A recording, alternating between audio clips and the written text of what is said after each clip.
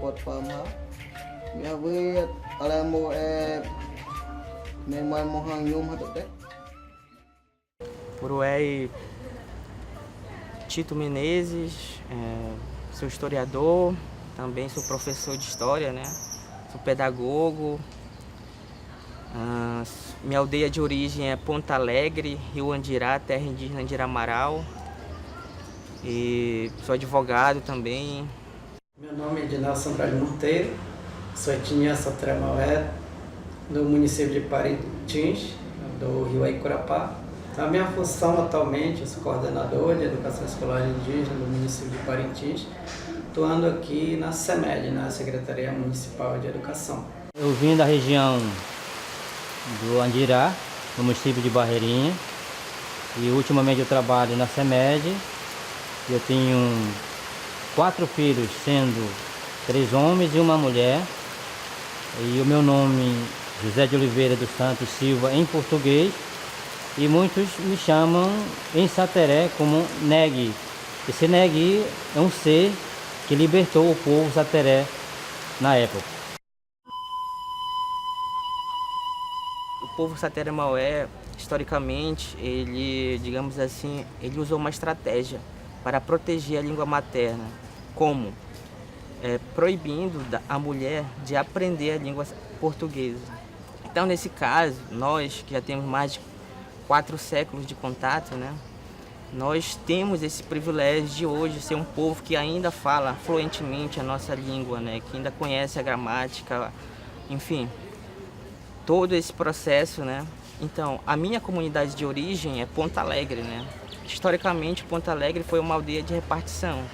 Então, vários Sateré-Maué foram levados para lá, foram catequizados, né? Deixaram de falar a língua Sateré-Maué pela língua portuguesa. Então, isso é um processo histórico, né? Que eu faço parte desse processo. Querendo ou não, eu faço parte. Então, lá na minha aldeia, a língua utilizada é a portuguesa. E em segunda, a língua Sateré-Maué. Agora, nas restantes das demais comunidades, a supremacia, né, ainda hoje, da língua Sateré-Maué. A Escola Charles Graciela é que contém o maior número, né, dessas crianças indígenas. Então, nós temos, tanto no turno matutino quanto vespertino, e se não me falha a memória, nós temos também 4 crianças à noite que são indígenas. Particularmente quando eles adentram a escola, eles já sabem um pouco da língua portuguesa, né? Do nosso português. Então, eles vão guardar a língua deles, sim.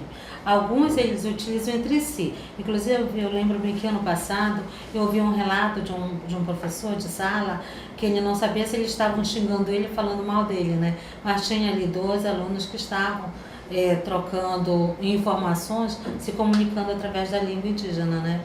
Língua Sateré. E quando eu atuei em 2013 como gestora, eu já encontrei outros vindo oriundos de Barreirinha com bastante dificuldade, porque eles já falavam demais a sua língua deles. E o que os professores me relatavam, professora, está muito difícil a aprendizagem, acompanhar a aprendizagem deles, porque eles só estão falando a língua deles. Aí, qual foi a minha preocupação assim de imediata? Entrar em contato com a secretaria, a SEMED, que é o órgão responsável, junto à educação indígena. Foi uma preocupação muito grande quando eu fiz a relação nominal de alunos e constaram que a escola assim, recebe uma totalidade de 25 alunos. A maioria fala bem pouco. Então, eles não são muito de falar, eles são até um pouco tímidos, Mas os que já estão aqui na escola, que na verdade eles chegaram até mesmo antes de mim, eles falam normalmente a língua portuguesa. Falam pouco, mas falam, né? E os que chegaram, que são a maioria dos alunos do primeiro ano, que é a primeira vez na escola, eles falam um pouco da língua portuguesa e com certeza da língua deles, com os pais. Mas eles usam mais essa língua, a língua Sateremaué, com os pais e não na escola. Quando eles chegam aqui, automaticamente eles são inseridos, né, a falar a língua portuguesa, eles vêm para falar. E realmente os pais, eles trazem para inserir numa escola para aprender esse português.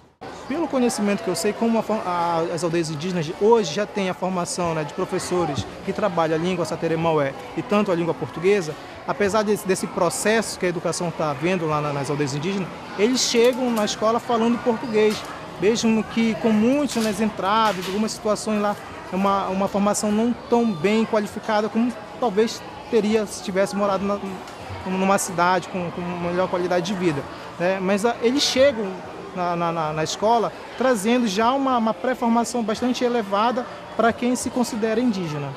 Em sala de aula, entre eles, quando tem mais de um na sala, geralmente os professores observam que eles utilizam entre eles, mas não numa constante, assim, não é constante que eles utilizam, entendeu? Não é assim. Por quê? Porque geralmente quando os pais colocam eles para estudar na zona urbana, é que eles querem, é um pedido até dos pais, né? É que eles querem que eles aprendam a língua portuguesa. Façam essa associação, entendeu? Então eles utilizam, nada impede que eles utilizem, né? Na escola, no ambiente escolar, mas eles só utilizam quando tem outro que fala a mesma língua, porque nem todos sabem, tem alguns que vêm, mas não sabem todo o vocabulário, não conseguem se comunicar na língua saterê. A principal dificuldade é que na cidade não existe política pública voltada para o indígena, né, que estuda na cidade. Então, porque até mesmo a educação escolar indígena, diferenciada, específica e bilíngue, ela foi pensada para o indígena na aldeia, né? Então, atualmente não existe qualquer política pública voltada para o estudante indígena da cidade. Então nós estamos à mercê de qualquer ação do Estado. Na verdade, essa é uma grande dificuldade, desafio para mim, o momento que quando eu vim para estudar na cidade, né? Então, onde a minha escola era, onde era Bumbódromo, lá o segundo salve, onde eu fiquei uma grande dificuldade de comunicação entre professor e eu, né?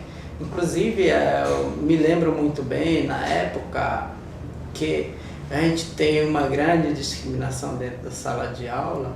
Me lembro muito bem, tem os alunos me criticaram muito porque eu não sei falar português.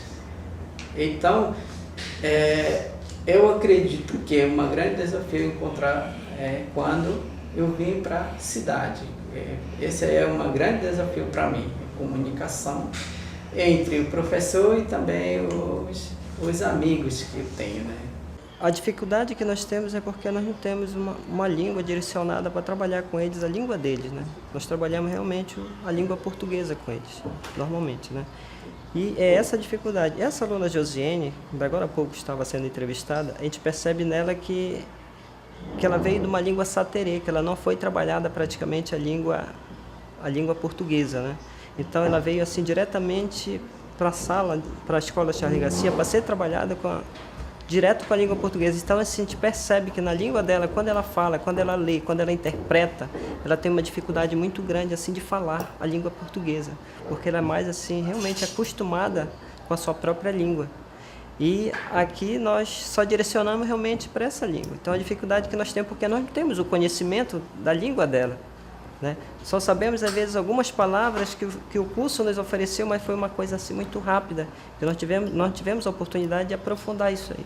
Então isso aqui foi há 2 anos, praticamente há 2 anos atrás, essa formação de apenas 2 dias, e não dá assim, espaço, não dá formação realmente para a gente continuar, para a gente trabalhar com esses alunos. E é uma das escolas que mais recebe aluno indígena, é a escola Charles Garcia, né, durante estar trabalhando aqui, todos esses anos, ela sempre recebe, ela está de portas abertas, sempre para receber esses alunos. Então, nós atendemos esses alunos de forma como atendemos outros normalmente, né? O aluno, né, que tem a língua, que é da língua portuguesa realmente. Nós atendemos da mesma forma, não tem, né, distinção de atender ele da mesma, só um atendimento com esses alunos, tanto o saterê como o aluno ditos normais, né, que atendem a língua portuguesa. A maior dificuldade é realmente no relacionamento professor-aluno, porque, como eu te falei, eles não vão se identificar como indígena, porém eles são. E quando eles chegam logo, principalmente os menores, que é o primeiro contato deles fora da aldeia, fora do mundinho deles, eles vão sentir aquele abalo, né? Como me comunicar? Então acontece que, como o professor Reinaldo falava até agora, ela é tímida. Não é que ela seja tímida em si, é que ela tem medo de falar errado e ser criticada, de falar a língua dela e ser ridicularizada, né? Então, o que ela vai fazer? Para que ela não cometa nenhum tipo de erro, digamos assim, ela prefere se encolher no mundinho dela e não passar para ninguém. Agora, quando acontece com o processo de eles ganharem amizade, ganharem confiança em outras pessoas, aí eles já vão abrir, pode até ser, como falava a Josiane ainda há pouco, que aconteça essa interação entre eles, né? Um coleguinha que sente a curiosidade de falar, mas para que isso aconteça, o primeiro passo é realmente conquistá-lo, ele saber que ele é indígena, né? E que naquela sala ele é respeitado e ele é visto como uma pessoa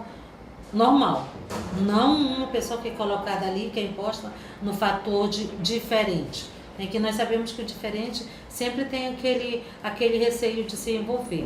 Então, eu acredito que se nós tivéssemos realmente, assim como está acontecendo no sentido da inclusão com as crianças com necessidades especiais, se nós tivéssemos um tradutor, um mediador, alguém ali que conseguisse dominar a língua saterê dentro da sala de aula, seria tão bom para o professor, que teria um melhor rendimento, né, no seu trabalho, como nos demais alunos, porque eles vão sentir a curiosidade, né? Seria melhor para a criança indígena, porque ela estaria vendo ali que ela está sendo valorizada, que tem um lugar para ela na sociedade. Historicamente, a gente já sofre o preconceito, já somos discriminados.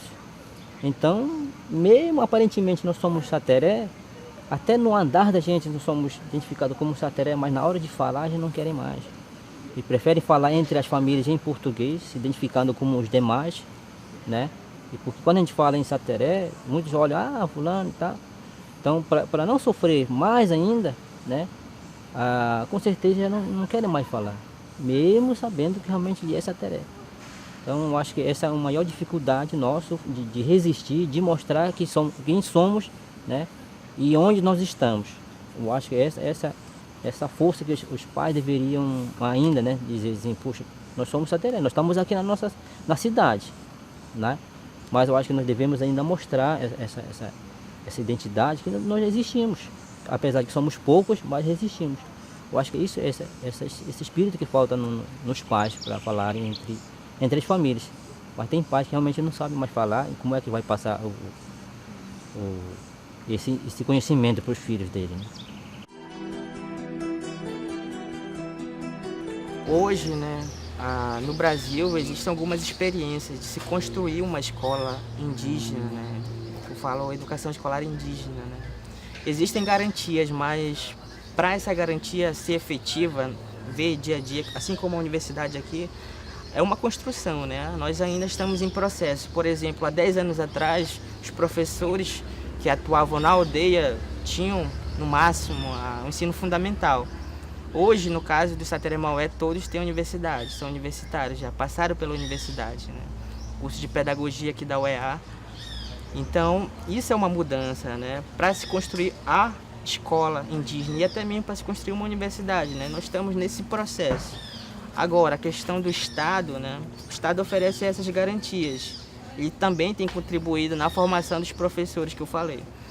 Mas isso é um processo, né? A meu ver, E isso é um processo que eu acho que no futuro breve nós já poderemos falar de uma escola reconhecida através de lei, de uma escola Sateré Maué realmente de fato indígena. Eu sou apaixonada, né, por esses indígenas. Eu gostaria muito que se tivesse uma política muito forte, tanto para essa política de inclusão deles, de virem mesmo profissionais para falar, eles não perderem.